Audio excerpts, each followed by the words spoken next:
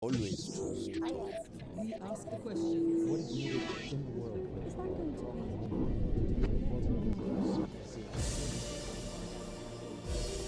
The woman in charge of the foreign policy of the European Union.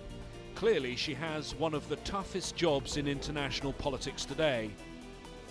Since her appointment last year, the former Foreign Minister of Italy, Federica Mogherini, has been at the centre of the action as the fault lines of global security and geopolitics have started to shift. From the conflict with Russia over Ukraine to the long and difficult negotiations with Iran on its nuclear programme, to the volatile refugee crisis in Europe, Mogherini has been tasked with keeping the Europeans together. It's been a difficult job. Some say the EU is now facing a crisis shaking its very foundation. Now, as the United Nations General Assembly is bringing together world leaders in New York, there's a sense of anticipation here that all the central players are perhaps bracing themselves before finally taking on one of the key problems facing the Middle East and thereby the world, the war in Syria. So today on Talk to Al Jazeera, half an hour with one of the key players in this drama of global diplomacy, Federica Mogherini. High Representative Federica Mogherini, thank you for talking to Al Jazeera. Thank you. Let us start with the refugee crisis. How serious is this refugee crisis for the European Union? Because some say it threatens the entire Union. It is important for the Europeans, but let me start by saying it is not a European crisis. It's a regional crisis and it's a global phenomenon. There are more refugees and migrants traveling around the world, within Africa, within Asia, than those that are coming to Europe. This to say we have, as Europeans, to put things in perspective and to realize that it is not only a European phenomenon, it is a global move. Starting from wars, conflicts, poverty, natural disasters, climate change, it is the world that is going into that direction. People move out of desperation, out of hope, and we have to learn how to manage this. This is a European crisis in the sense that Europe is starting to learn to manage this phenomenon together as Europeans, which is something important, something good for Europe and for the refugees, that we develop systems and ways to effectively protect those that are in need of international protection, and also that we learn together how to partner with countries of origin and transit to manage the flow, discourage people to have dramatic journeys, most of the times losing their lives at sea or in the desert, and discourage irregular migration and open legal channels for regular migration. Seldom has Europe needed an urgent, united, comprehensive strategy on something as it needs this now, and yet all you have among your member states is division. That's not true. We are united in offering humanitarian help. We are the first donor in the region. We are united in our cooperation with third countries, especially with Africa, on developing alternatives, economic alternatives for the youth of Africa. We are united on climate change, which is not unconnected with the phenomenon of refugees and migration. And we are united also on diplomacy. But you're not united on what to do with the refugees. Even the plan that was agreed to take 120,000 on top of the previous 40,000. Look at some of the comments afterwards. Slovakia's Robert Fico said, as long as I'm Prime Minister, mandatory quotas will not be implemented on Slovak territory. The Czech Interior Minister tweeted, soon we'll find out that the Emperor has no clothes. Reason lost today. There's a great deal of division here, and that's dealing with places for 120,000 refugees. There are 500,000, we believe, already this year have arrived in Europe. And there are millions in the region. Sometimes, especially in the last weeks, we have had hard divisions within the Europeans on the internal side of our policies. And I've warned not only the interior ministers, but also the leaders of the European member states that this is weakening our unity and our credibility in our external action, because our internal consistency and coherence and capacity to take decisions strengthens or weakens our external credibility. But I have to say that even if 3 member states, 3 out of 28, voted against the decision. The decision was taken. And the decision that was taken to share responsibility in welcoming and protecting in total 160,000 refugees, the decision has been taken and is going to be implemented all over the European Union. What do you say to the claim that even your external action has been behind the curve? You announced plans to try and deal with the refugees leaving from the south, from Libya, and still the Security Council resolution that you wanted hasn't come through. There clearly are going to be more and more people coming. There's now a known route from Turkey to Greece. Don't you now have to imagine almost the unimaginable? The first phase of the operation, which was gathering of intelligence and information on the criminal networks that are organizing the trafficking and the smuggling of people, is complete. And we're now ready to go to phase 2 of the operation. We are united, unanimous on that, and all member states are contributing to the operation. So yes, indeed, we are united on that. And we will go on the 7th of October to phase 2 of the operation, which will allow us to seize the boats, the vessels of the smugglers, and to bring them to justice. The UN Security Council resolution would be a welcome step, but let me also say that to operate in the high seas on vessels that do not have a flag, we do not need any further legal basis for acting.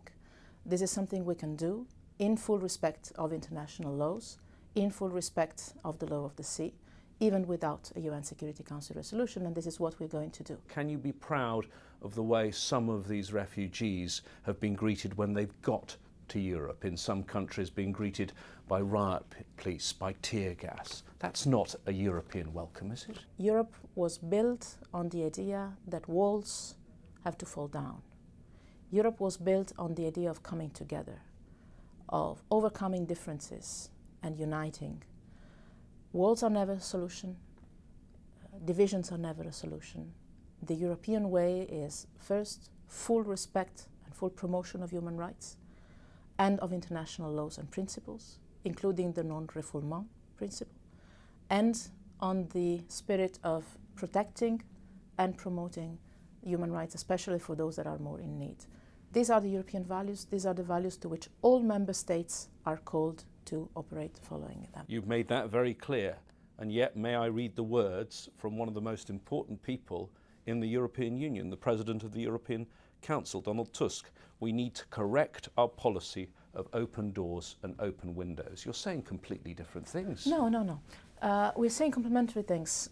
While I say we need to protect those that are in need of international protection, asylum seekers, refugees, at the same time, we have to make very clear that we are not going to welcome inside the European Union all the economic migrants of the world.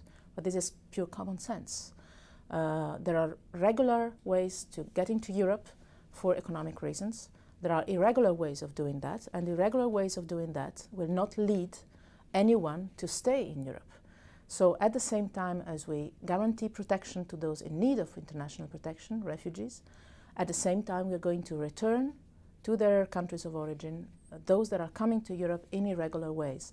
At the same time, as President Juncker mentioned very clearly in his speech in Strasbourg a couple of weeks ago, we have to invest on the legal channels to get to Europe in order to save and protect lives. But as we have a duty to protect, we also have a duty to be clear to the rest of the world. It is not sustainable, it is not imaginable that all the economic migrants flow that is coming to Europe through irregular ways is going to stay in Europe. This is not going to happen. And you're happy to stop them using the heavy-handed tactics of riot police. What do you say about those actions, particularly in Hungary, and comments by the Hungarian Prime Minister Viktor Orbán, who stresses the Christian tradition, almost making it clear Muslims are not welcome in the European Union? I want to be very clear on that. As we work with our partners, especially in the Middle East, to protect and promote the rights of minorities, Christians and not only Christians, in Middle Eastern societies, we have to be consistent and coherent when it comes to protecting and promoting the rights of minorities in Europe, starting from the Muslim ones. We believe in Europe. All of us Europeans believe in Europe, that diversity is a value, is not a threat.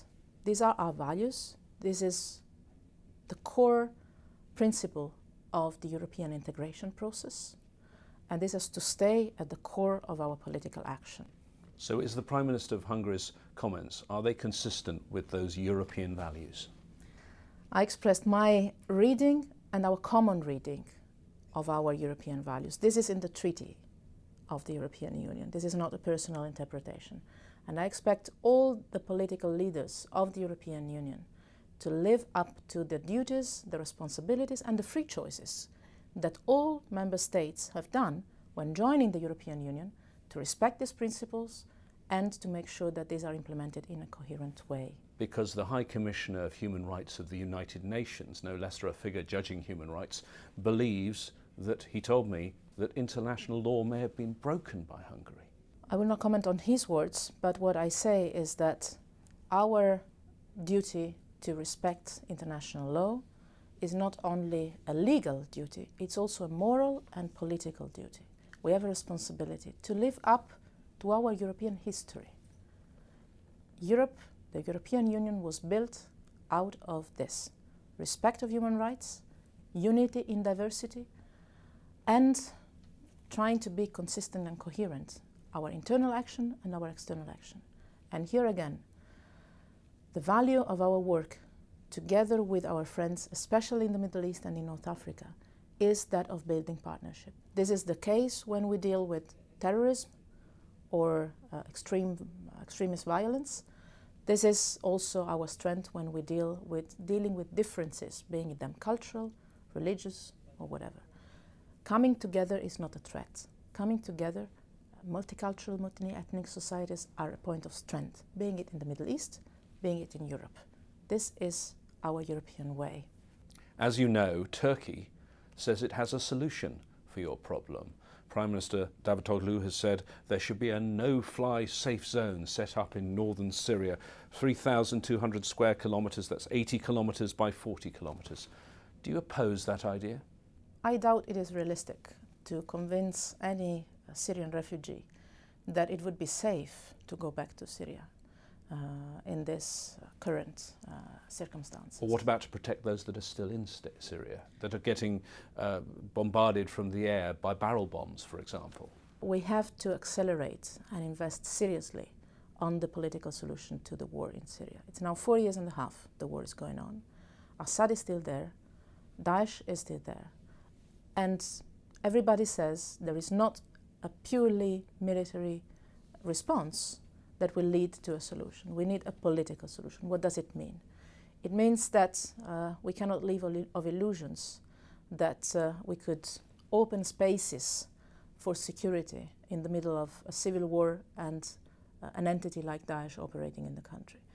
We have to find a way of seriously starting the political transition in Syria and unite forces against Daesh. This will require not only Syrian actors to come together, but also regional actors and international powers to share the same agenda. This is what we are trying to build also here in New York in these days. Based on the Geneva communique of some 3 years ago, yes?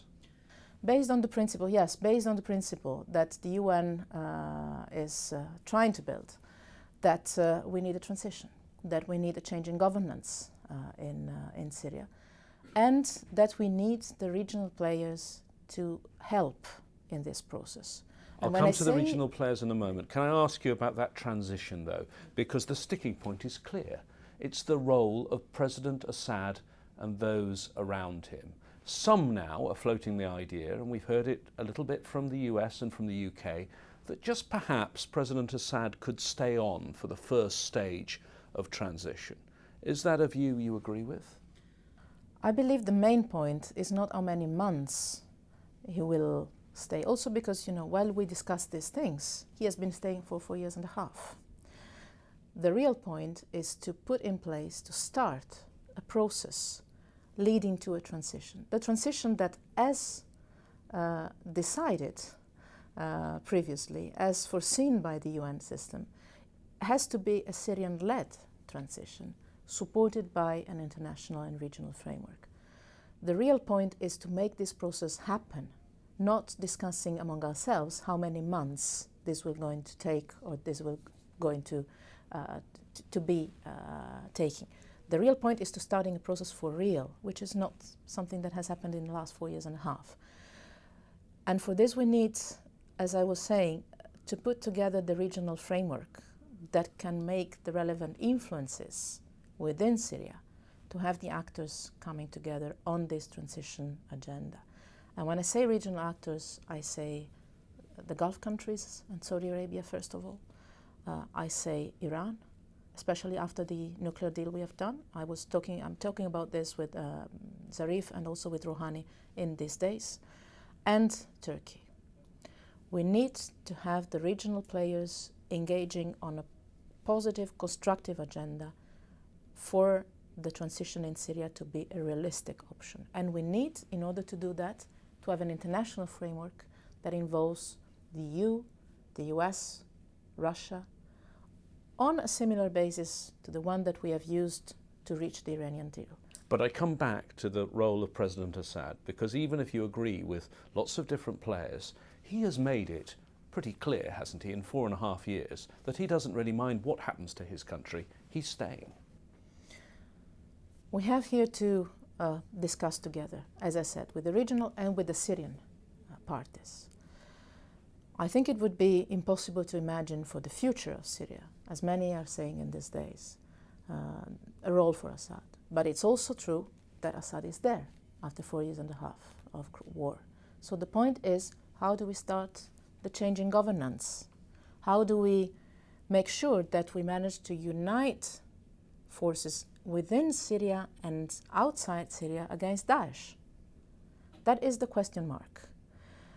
Well, the Russians say you join with President Assad and you fight Daesh or ISIL that way. You all join together, you put your differences with the president of Syria aside and you engage him as part of this coalition. I believe we have to do the two things at the same time. On one side, trying to unite forces against Daesh, and on the other side, starting the political process of the change of governance in Syria. The two things have to go in parallel. Otherwise, one process will be weakened by the absence of the other. Let me ask you about some of the key players that you want to engage in this international cooperation to try and deal with Syria.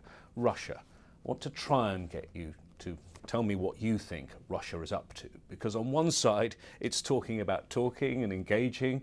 On the other side, it's sending more troops. Why do you think Russia is sending more troops to Syria, and are you concerned? I was talking about that with our Russian friends, with Lavrov, in these days. And last time I talked to him about this, his fear was that of a complete collapse of the state structures in Syria.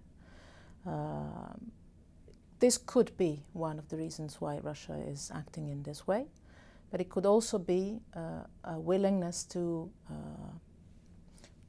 show the fact that Russia is an important, substantial player in this crisis, in the management of this crisis, and in the solution possibly of this So in crisis. other words, it could even be directed to the very event you're attending, the UN General Assembly, to show that Russia matters and Russia can be part of the solution of Syria.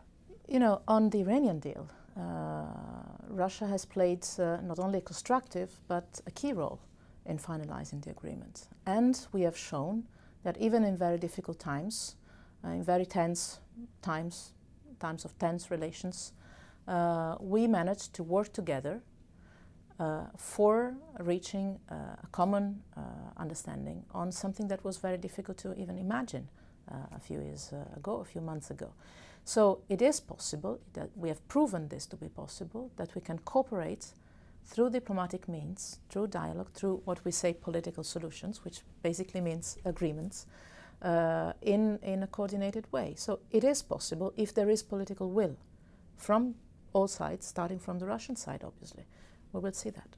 We will see that, and we will also see that very concretely, because we have in these days a meeting as a follow-up of the Iranian deal in the same format. So it will be me, Secretary Kerry, Lavrov, the Chinese foreign minister, together with the 3 European foreign ministers, and Zarif, where we will also discuss about Syria. It will be maybe a first test if there is a common ground possible for moving in some sort of direction on influencing the actors on the ground. In your estimation, who has more influence on Assad, the Russians or the Iranians?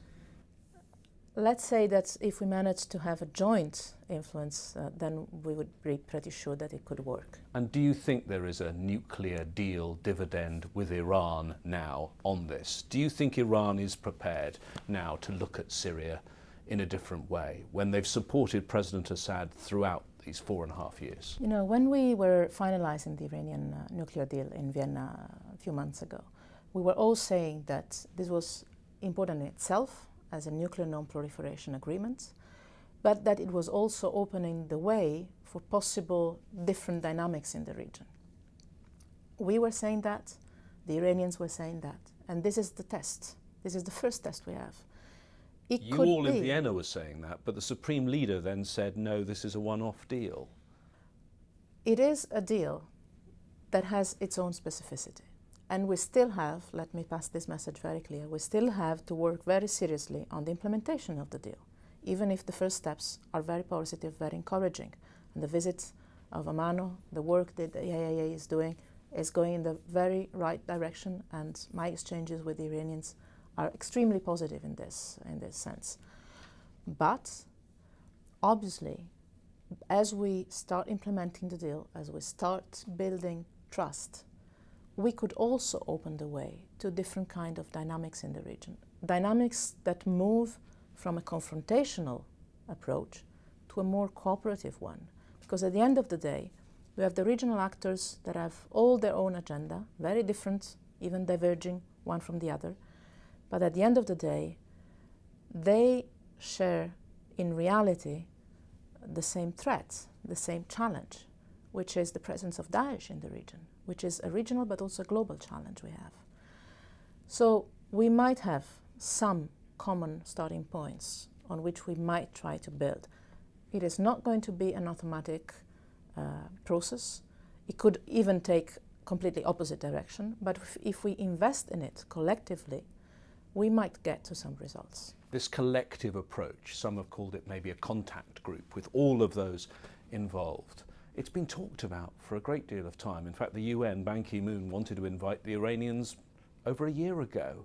Where is the resistance to this idea of getting everyone round the table? Who won't sit down?